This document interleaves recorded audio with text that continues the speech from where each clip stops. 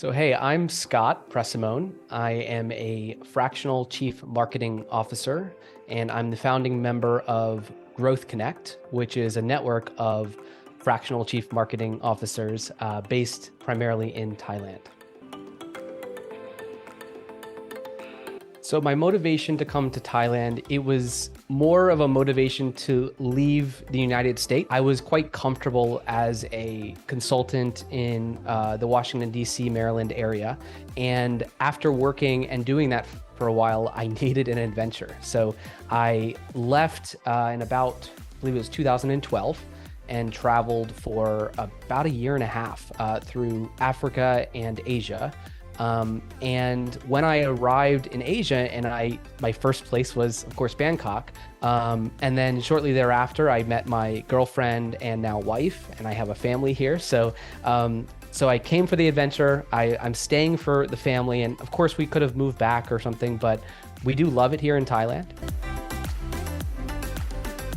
Yeah, as far as challenges, I think the biggest one for me was making the transition from leisure to working. Right? So I had been traveling quite a while, and I wanted to get back to work, and I actually had been working a bit while I was traveling, but then to say, now I need to make a living for myself, right? I need to continue my career.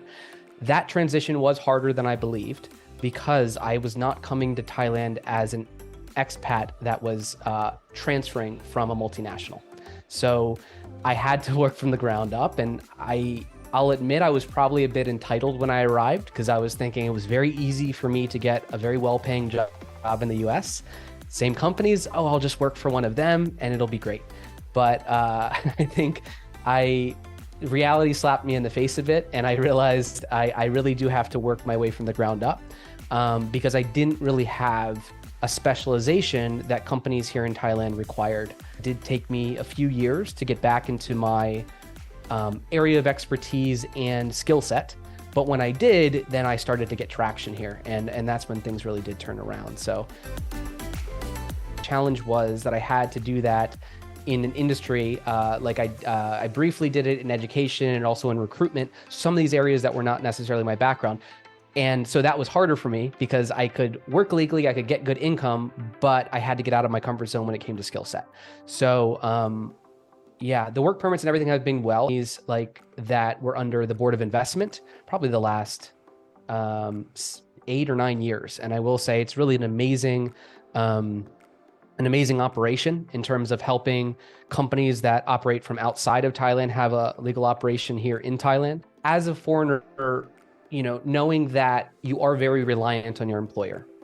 That is a challenge because you might say, I might leave a job or leave a position, but when you start to say, if I leave a position, I have to leave the country, right? Or I have to go across the border and come back in. Even changing jobs could be a challenge. So I'll admit that probably keeps a lot of foreigners in a job versus maybe hunting for a new job, whereas in their home country, they might just hop between jobs more often.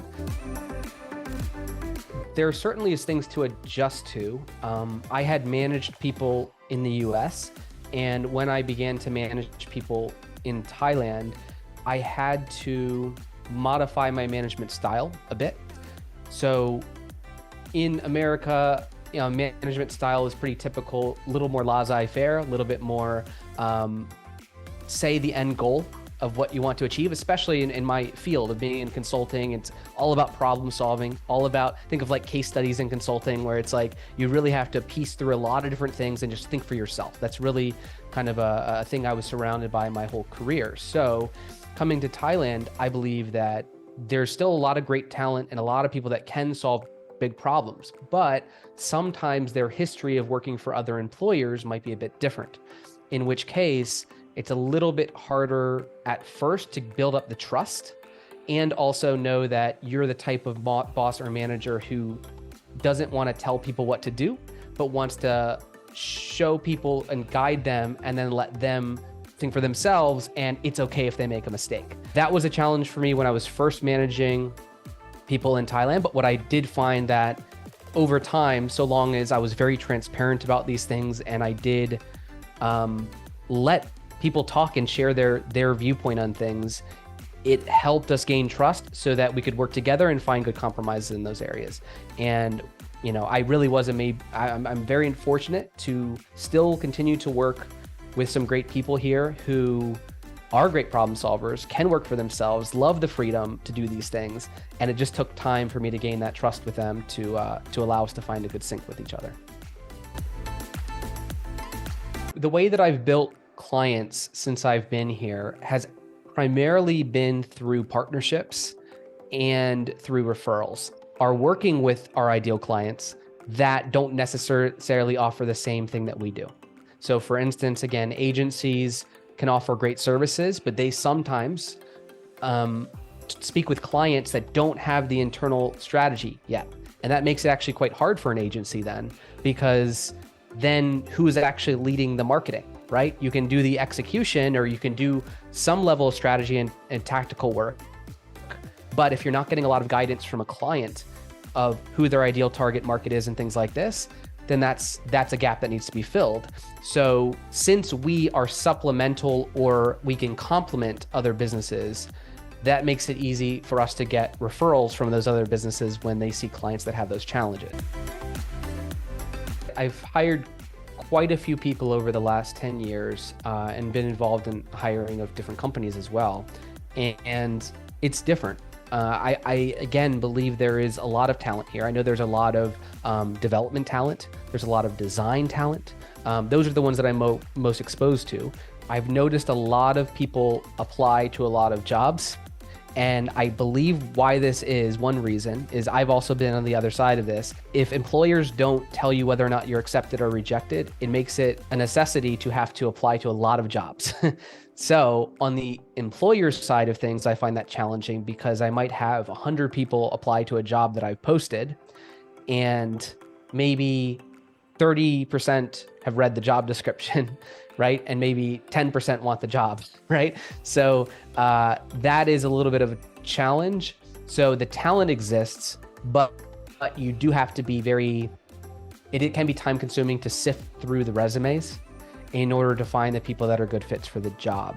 I've employed both Thai individuals as well as expats, because I've, again, primarily worked for companies that are under the Board of Investment. So there are some options there for more foreign hires. And so I've hired them right now. That is primarily who I work with, is expats that are maybe working with companies from their home country. So if it's an Australian that has connections in Australia and is helping Australian businesses grow their internal Australian team, for instance, right? But being that I've had a history working at an agency level as well, I've then employed primarily Thais when it comes to project management roles, when it comes to design roles, development roles, and so on and so forth. So I'd say the majority of my hires have been Thai, but more recently, more of them have been foreign, though we always are open to entrepreneurial-minded, highly experienced C-suite Thais who have worked and built leadership roles in organizations, because they can provide a huge amount of value too as a fractional CMO.